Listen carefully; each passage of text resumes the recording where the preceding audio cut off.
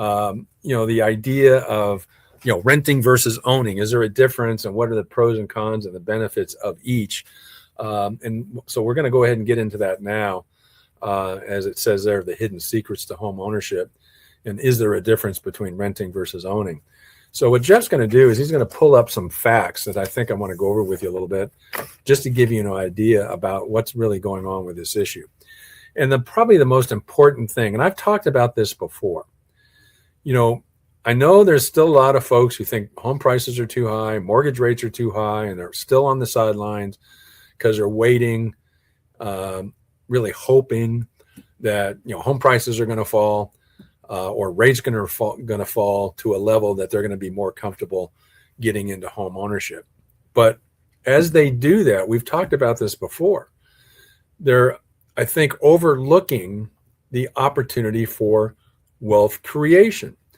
And as this first bullet point tells you, the net worth gap between renters and homeowners is enormous.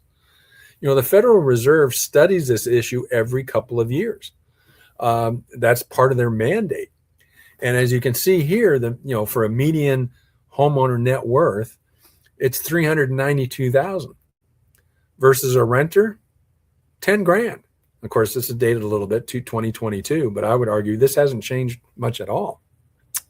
And so, in fact, this gap between homeowner wealth and renter wealth, it's been growing over actually several decades.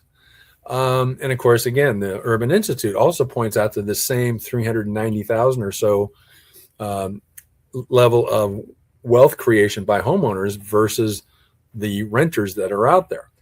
And keep in mind, though, that home equity, in terms of how much equity you're going to be able to obtain and hopefully increase over time, it's only part of the story.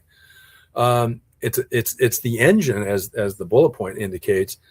But what's also interesting is studies have shown that those who get into home ownership, of course, you're building wealth just from the fact of owning your home.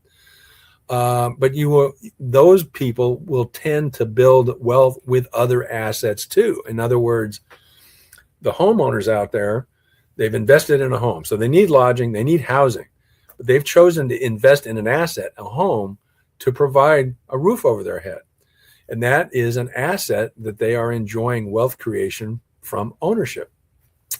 But the idea here is that those folks also tend to figure out ways to invest in other assets so that they're essentially diversifying their investments to build that wealth creation. They